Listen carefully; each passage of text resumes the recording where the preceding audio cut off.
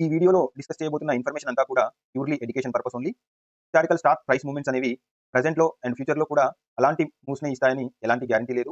ఇక్కడ డిస్కస్ చేసే సెక్యూరిటీస్‌ని ఎలాంటి ఇన్వెస్ట్‌మెంట్ రికమెండేషన్‌గా లేదా ఫైనాన్షియల్ అడ్వైస్‌గా తీసుకోకూడదు.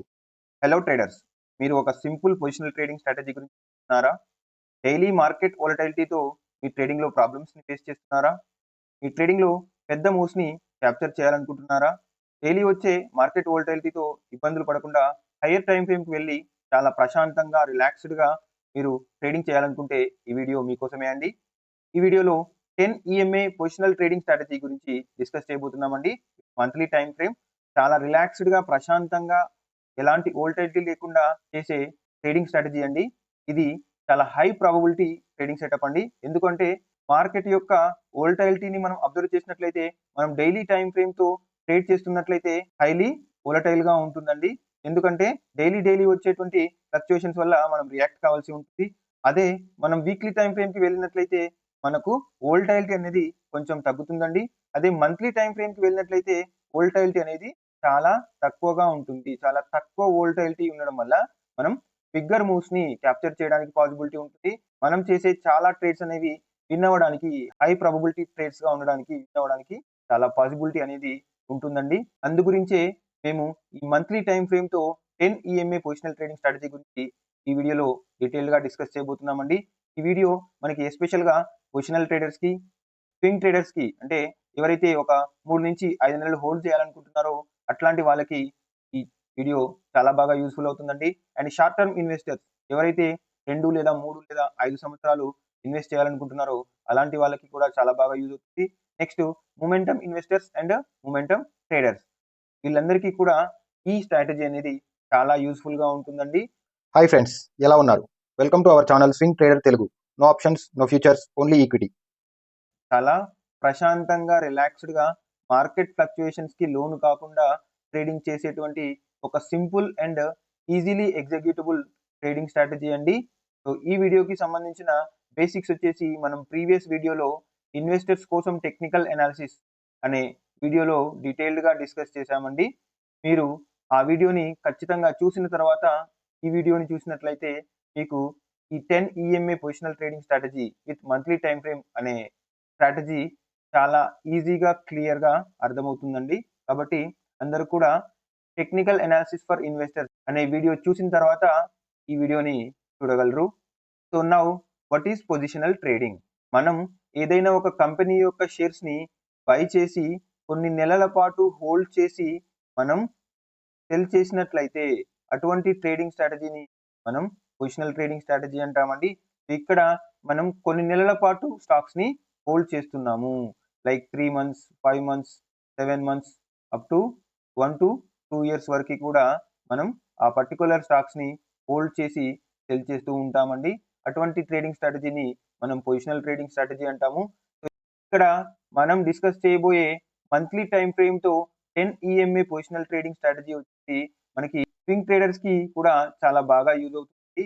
ఎవరైతే పొజిషన్స్‌ని తీసుకొని 3-5 నెలల పాటు హోల్డ్ చేసి సెల్ చేయాలనుకుంటున్నారో అటువంటి స్వింగ్ ట్రేడర్స్‌కి చాలా బాగా యూజ్‌ఫుల్ అవుతుందండి. ఎవరైతే షార్ట్ టర్మ్ ఇన్వెస్టర్స్ ఉంటారో అంటే లైక్ 1 ఇయర్ కోసము, 2 ఇయర్ కోసం, 3 ఇయర్స్ కోసము ఎవరైతే ఇన్వెస్ట్ చేయాలనుకుంటున్నారో అటువంటి వాళ్ళ కోసం కూడా ఈ స్ట్రాటజీ చాలా బాగా యూజ్‌ఫుల్ అవుతుందండి. పొజిషన్స్ తీసుకొని 6 months up to 1-2 years hold చేసి సెల్ చేయాలనుకునే వాళ్ళకి కూడా ఈ స్ట్రాటజీ అనేది చాలా బాగా యూజ్‌ఫుల్ అవుతుందండి.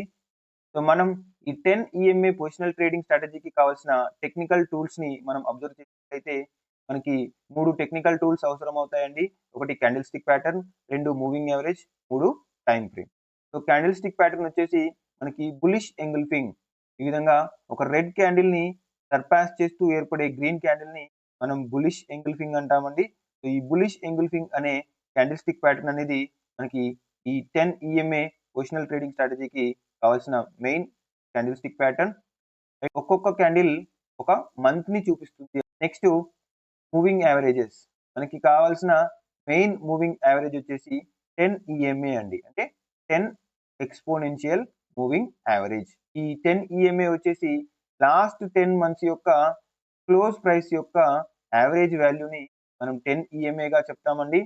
Next time frame. సో మనకి మంత్లీ టైమ్ ఫ్రేమ్ అవసరం అవుతుందండి. ఈ మంత్లీ టైమ్ ఫ్రేమ్ చార్ట్స్ని మనం చార్టింగ్ సైట్ ద్వారా అబ్జర్వ్ చేసి స్టాక్ సెలెక్షన్ కోసం, అనాలిసిస్ కోసం యూజ్ చేసుకుంటామండి. So now what is 10 EMA positional trading strategy. So ఇక్కడ మనం అబ్జర్వ్ చేసినట్లయితే ఈ లైన్ బ్లాక్ లైన్ వచ్చేసి 10 ఎక్స్పోనెన్షియల్ మూవింగ్ యావరేజ్ లైన్ అండి. ఇది రైజింగ్ 10 EMA. ఇక్కడ మనం ఏదైనా ఒక స్టాక్ యొక్క ప్రైస్ మూవ్‌మెంట్ ని మనం అబ్జర్వ్ చేసినట్లయితే ఈ విధంగా మూవ్ అవుతుందండి. సో ఈ రైజింగ్ 10 EMA దగ్గర సపోర్ట్ తీసుకుంటూ మళ్ళీ పైకి వెళ్తుందండి. నెక్స్ట్ మళ్ళీ 10 EMA దగ్గరకు వచ్చి సపోర్ట్ తీసుకుంటూ పైకి వెళ్తుందండి. నెక్స్ట్ ఈ విధంగా స్టాక్ ప్రైస్ మూవ్‌మెంట్ అనేది జరుగుతూ ఉంటుందండి. ఈ విధంగా జరుగుతున్నప్పుడు ఎప్పుడైతే 10 EMA దగ్గర సపోర్ట్ తీసుకుంటుందో ఆ ఏరియా అనేది మనకి బయింగ్ జోన్ అండి. సో ఇక్కడ మనం స్టాక్స్‌ని బై చేస్తూ ఉంటాము.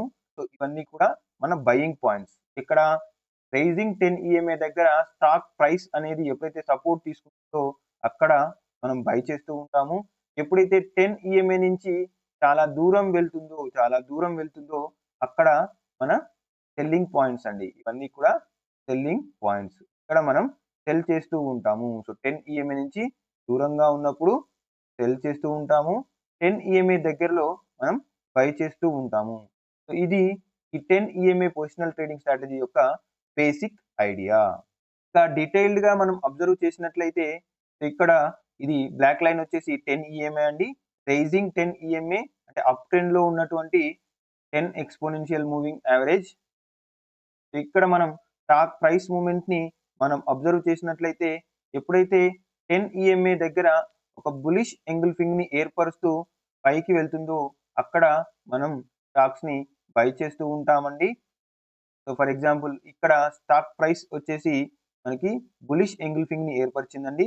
సో ఇక్కడ మనం బై చేస్తాము. ఇది మన బయింగ్ పాయింట్. అండ్ ఎప్పుడైతే 10 EMA నుంచి దూరంగా వెళ్తుందో అక్కడ మన సెల్ పాయింట్ అండి. Selling point. లేదా 10 EMA కింద ఒక రెడ్ క్యాండిల్‌ని ఏర్పరుస్తుందో అక్కడ కూడా మనం సెల్లింగ్ చేసుకోవచ్చు. ఈ పాయింట్ నేను ఎగ్జిట్ రూల్స్‌లో చెప్తానండి. సో ఇక్కడ బేసిక్ స్ట్రాటజీ వచ్చేసి ఎప్పుడైతే 10 EMA సపోర్ట్‌తో స్టాక్ ప్రైస్ ఒక బులిష్ ఎంగల్ఫింగ్‌ని ఏర్పరుస్తుందో అక్కడ మనం బై చేస్తూ ఉంటామండి. బేస్డ్ ఆన్ అవర్ హోల్డింగ్ మనం 10 EMA దూరంగా వచ్చినప్పుడు సెల్ చేస్తూ ఉంటాము. సో ఇక్కడ బులిష్ ఎంగల్ఫింగ్ ఏర్పడ్డప్పుడు మనం బై చేస్తాము. ఇక్కడ బులిష్ ఎంగల్ఫింగ్ ఏర్పడ్డప్పుడు మనం బై చేస్తుంటాము. సో ఇవన్నీ కూడా మన బయింగ్ జోన్స్. అండ్ ఇక్కడ సెల్లింగ్ జోన్స్ అండి. అండ్ ఇక్కడ 10 EMAకి దూరంగా ఒక బులిష్ ఎంగల్ఫింగ్ ఏర్పడ్డప్పుడు మనం స్టాక్‌ని బై చేయమండి. ఎందుకంటే ఇది మన బయింగ్ జోన్ కాదు. మన సెల్లింగ్ జోన్. సెల్లింగ్ జోన్ దగ్గర అంటే 10 EMAకి దూరంగా ఉన్నప్పుడు మనం బులిష్ ఎంగల్ఫింగ్ ఏర్పడ్డా కూడా మనం స్టాక్‌ని బై చేయము. మనం ఎందుకంటే ఇవన్నీ మన సెల్లింగ్ పాయింట్స్. సెల్లింగ్ జోన్ దగ్గర ఎప్పుడు కూడా బై చేయకూడదు. ఎందుకు అంటే మనం చెప్పుకున్నాం కదండీ! స్టాక్ ప్రైస్ వచ్చేసి 10 EMAకి దూరంగా వెళ్లి మళ్ళీ 10 EMA సపోర్ట్‌తో పైకి వెళ్ళడానికి పాజిబిలిటీ ఉంటుంది. కాబట్టి ఇక్కడ మనం బై చేసినట్లయితే స్టాక్ ప్రైస్ మళ్ళీ కిందకి వెళ్లి అంటే 10 EMA సపోర్ట్ దగ్గరికి వెళ్లి మళ్ళీ పైకి మూవ్ అవ్వడానికి పాజిబిలిటీ ఉంది కాబట్టి మనం ఈ ప్రైస్ డిక్లైన్‌ని చూడాల్సి వస్తుంది. కాబట్టి మనం బై చేయము. అవన్నీ కూడా మన సెల్లింగ్ పాయింట్స్. ఇది basic idea of 10 EMA positional trading strategy. Next ఈ 10 EMA పొజిషనల్ ట్రేడింగ్ స్ట్రాటజీ యొక్క ట్రేడింగ్ ప్లాన్‌ని మనం అబ్జర్వ్ చేసినట్లయితే స్టాక్ సెలక్షన్ వచ్చేసి ఏ స్టాక్స్ అయితే అప్ ట్రెండ్‌లో ఉంటాయో విత్ రైజింగ్ 10 EMAతో ఉంటాయో అటువంటి స్టాక్స్‌ని మనం ఈ ట్రేడింగ్ స్ట్రాటజీ కోసం యూజ్ చేస్తామండి. అంటే అప్ ట్రెండ్‌లో ఉండాలి. రైజింగ్ 10 EMA ఉన్నటువంటి స్టాక్స్‌ని మనం సెలెక్ట్ చేసుకుంటూ ఉంటాము. నెక్స్ట్ ఎంట్రీ వచ్చేసి ఇప్పుడు డిస్కస్ చేసినట్టు ఎప్పుడైతే ఒక బులిష్ ఎంగల్ఫింగ్ ఏర్పడుతుందో 10 EMA సపోర్ట్‌తో ఒక బులిష్ ఎంగల్ఫింగ్ ఏర్పడుతుందో అక్కడ మనం ఎంట్రీ తీసుకుంటూ ఉంటామండి. సో ఇక్కడ మనకి 2 టైప్స్ ఆఫ్ ఎంట్రీ రూల్స్ ఉన్నాయండి. సో ఒక్కసారి ఆ ఎంట్రీ రూల్స్‌ని మనం అబ్జర్వ్ చేసినట్లయితే entry rule number 1 rising 10 EMA ఉంటూ సో స్టాక్ ప్రైస్ వచ్చేసి ఆ 10 EMA పైననే ఉంటూ మనకి 10 EMA సపోర్ట్‌తో ఒక బులిష్ ఎంగల్ఫింగ్‌ని ఏర్పరిచినప్పుడు అక్కడ మనం ఎంట్రీ తీసుకుంటూ ఉంటామండి. రైట్. సో ఇక్కడ మనం ఎంట్రీ తీసుకుంటాము. These are our 5 points. This entry rule number 1. Next మనకి ఎంట్రీ రూల్ నెంబర్ 2 అండి. ఇక్కడ మనం అబ్జర్వ్ చేసినట్లయితే ఇది 10 EMA లైన్ అండి. ఎప్పుడైనా ఒక stock price monthly candle movement అనేది 10 EMA కింద ఉంటూ ఫస్ట్ టైం 10 EMAని క్రాస్ చేస్తున్నప్పుడు మనకి ఎలాంటి బులిష్ ఎంగుల్ఫింగ్ ఏర్పడ్డా కూడా మనం ఇక్కడ ఎలాంటి ఎంట్రీ తీసుకోము. ఫస్ట్ టైం 10 EMAని క్రాస్ చేసిన తర్వాత సపోర్ట్ తీసుకొని మళ్ళీ అప్వర్డ్ డైరెక్షన్లోకి ప్రైస్ మూవ్ అవుతున్నప్పుడు ఏర్పడే బులిష్ ఎంగుల్ఫింగ్ దగ్గర మనం ఎంట్రీ తీసుకుంటూ ఉంటాము. అంటే స్టాక్ ప్రైస్ 10 EMA కింద ఉండి ఫస్ట్ టైం 10 EMAని క్రాస్ చేసిన తర్వాత ఏర్పడే బులిష్ ఎంగుల్ఫింగ్ దగ్గర మనం ఎలాంటి ఎంట్రీ తీసుకోమండి. క్రాస్ చేసి మళ్ళీ 10 EMA సపోర్ట్తో అప్వర్డ్ డైరెక్షన్లో 10 EMA సపోర్ట్తో పైకి వెళ్తున్నప్పుడు మనం ఎంట్రీ తీసుకుంటూ ఉంటాము.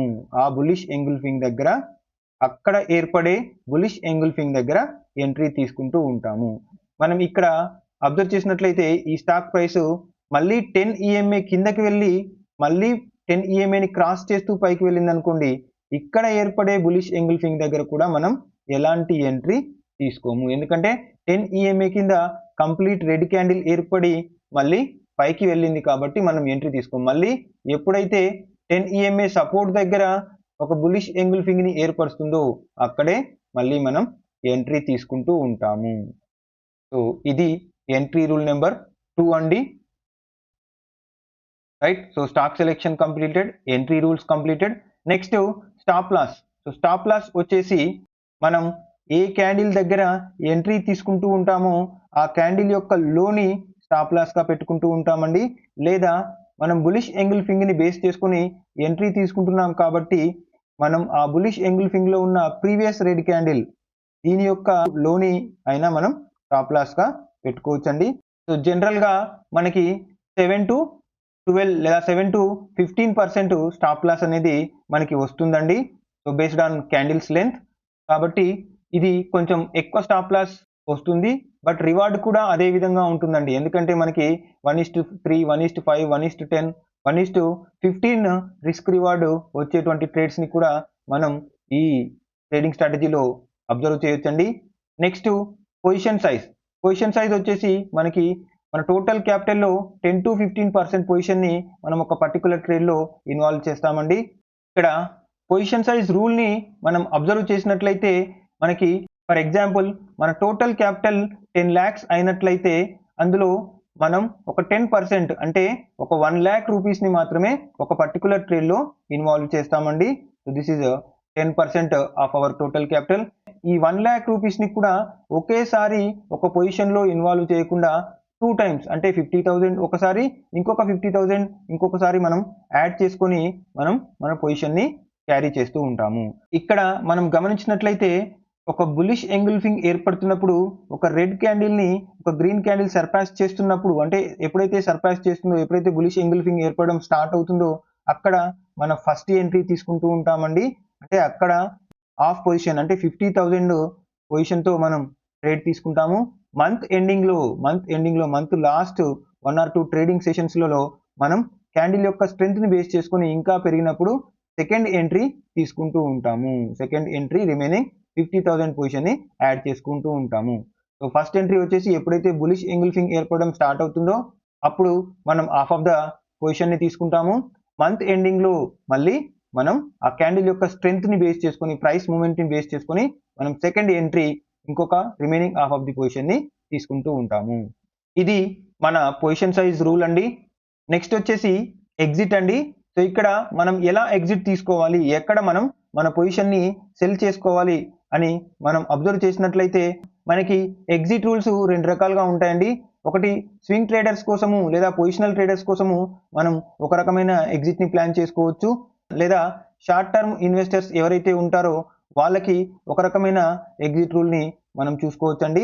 సో స్వింగ్ లేదా పొజిషనల్ ట్రేడర్స్ ను మనం అబ్జర్వ్ చేసినట్లయితే ఎప్పుడైతే 10 EMA సపోర్ట్ దగ్గర ఒక బులిష్ ఎంగుల్ఫింగ్ ఏర్పడ్డప్పుడు మనం ఎంట్రీ తీసుకుంటూ ఉంటామో based on stock price movement, stock price fast గా మూవ్ అయినట్లయితే మనం 3 to 5 months లో మనకి మనం అనుకున్న టార్గెట్ వస్తుందండి. ఇక్కడ 10 EMA కి దూరంగా వెళ్ళినప్పుడు మనం ఎగ్జిట్ తీసుకుంటూ ఉంటాము. అదే స్టాక్స్ స్లోగా మూవ్ అవుతున్నట్లయితే మనం 4 to 6 మంత్స్ వెయిట్ చేసి 10 EMAకి దూరంగా వెళ్ళినప్పుడు మనం ఎగ్జిట్ తీసుకుంటూ ఉంటాము. So this is for swing traders and positional traders అండి.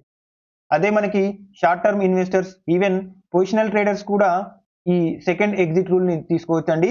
అదేంటంటే సో ఎప్పుడైతే ఈ స్టాక్ ప్రైస్ మూమెంట్ని బట్టి మనం హాఫ్ ఆఫ్ ది పొజిషన్ని ఇక్కడ సెల్ చేసుకోవచ్చు అండి. అంటే 3 to 5 మంత్స్ తర్వాత కానీ లేదా 4 to 6 మంత్స్ తర్వాత కానీ మనం హాఫ్ ఆఫ్ ది పొజిషన్ని ఇక్కడ సెల్ చేస్తాము. And remaining half of the పొజిషన్ని ఈ 10 EMAతో ట్రయల్ చేస్తూ మనం ఎప్పుడైతే 10 EMA కింద రెడ్ క్యాండిల్ ఏర్పడి ఆ రెడ్ క్యాండిల్ యొక్క లోని కూడా క్రాస్ చేస్తూ ప్రైస్ కిందకి వెళ్ళినప్పుడు రిమైనింగ్ ఆఫ్ పొజిషన్ని ఎగ్జిట్ తీసుకుంటూ ఉంటాము. ఫస్ట్ ఎగ్జిట్ వచ్చేసి హాఫ్ ఆఫ్ ది పొజిషన్ని 3 to 5 మంత్స్ లేదా 4 to 6 మంత్స్లో స్టాక్ ప్రైస్ మూమెంట్ని బట్టి అండి. సో స్టాక్ ప్రైస్ ఫాస్ట్గా మూవ్ అన్నట్లయితే మనం 3 మంత్స్కే తీసుకోవచ్చు, లేదా 4 మంత్స్కి మనం ఎగ్జిట్ తీసుకోవచ్చు అండి. స్టాక్ ప్రైస్ స్లోగా మూవ్ అయినట్లయితే మనం 4 to 6 మంత్స్లో హాఫ్ ఆఫ్ ది పొజిషన్ని ఇక్కడ 10 EMAకి దూరంగా వెళ్ళినప్పుడు ఎగ్జిట్ తీసుకుంటాము. Next remaining half of the పొజిషన్ని ఎప్పుడైతే 10 EMA కింద ఒక రెడ్ క్యాండిల్ ఏర్పడి ఆ రెడ్ క్యాండిల్ యొక్క లోని కూడా సర్పాస్ చేస్తూ స్టాక్ ప్రైస్ మూవ్ అయినట్లయితే రిమైనింగ్ హాఫ్ పొజిషన్ని మనం ఎగ్జిట్ తీసుకుంటూ ఉంటాము. ఈ విధంగా చేయడం వల్ల మనం మల్టీ బ్యాగర్స్ని పొందడానికి పాసిబిలిటీ ఉంటుందండి. ఎందుకంటే చాలా వరకు స్టాక్ ప్రైస్ అప్ ట్రెండ్లో ఉన్నప్పుడు కంటిన్యూస్గా 10 EMA పైననే ఉంటూ అలా ముందుకు వెళ్తూ ఉందండి. కొన్ని నెలలకు ఈవెన్ 2, 3, 4, 5 సంవత్సరాల వరకు కూడా మనకు కొన్ని స్టాక్స్ ఎగ్జిట్ ఇవ్వని స్టాక్స్ ఉంటాయండి. అంటే 10 EMA పైననే స్టాక్ ప్రైస్ అనేది ఉంటుందండి. కాబట్టి అట్లా మూవ్ అవుతున్నప్పుడు అంత ఎక్కువ కాలం స్టాక్ ప్రైస్ ఈ 10 EMA పైన ఉన్నప్పుడు మనకి అవి ఈజీగా 2x 3x అయ్యే పాసిబిలిటీ ఉంటుందండి. కాబట్టి ఈ విధంగా రిమైనింగ్ ఆఫ్ పొజిషన్ని 10 EMAతో ట్రయల్ చేయడం వల్ల మనం మల్టీ బ్యాగర్స్ని పొందడానికి పాసిబిలిటీ ఉంటుంది. సో ఇది ఎగ్జిట్ రూల్ అండి. సో మనకి stock selection completed, entry rules completed, stop loss completed, position size rule completed, next exit completed. So ఇది ఈ 10 EMA పొజిషనల్ ట్రేడింగ్ స్ట్రాటజీ యొక్క క్లియర్ ట్రేడింగ్ ప్లాన్ అండి. Stock selection, entry, stop loss, position size and exit. So friends ఇదండి మన 10 EMA positional trading strategy. So ఈ వీడియోలో మనం ఈ 10 EMA పొజిషనల్ ట్రేడింగ్ స్ట్రాటజీ అంటే ఏంటి, ఆ ట్రేడింగ్ స్ట్రాటజీని మంత్లీ టైం ఫ్రేమ్లో ఏ విధంగా మనం యూజ్ చేస్తున్నాము, ట్రేడింగ్ స్ట్రాటజీ యొక్క స్టాక్ సెలెక్షన్ ఏంటి, ఎంట్రీ రూల్స్ ఏంటి, నెక్స్ట్ పొజిషన్ సైజింగ్ రూల్ ఏంటి, స్టాప్ లాస్ ఏంటి, ఎగ్జిట్ ఏంటి అని ఈ వీడియోలో డీటెయిల్డ్గా డిస్కస్ చేశామండి.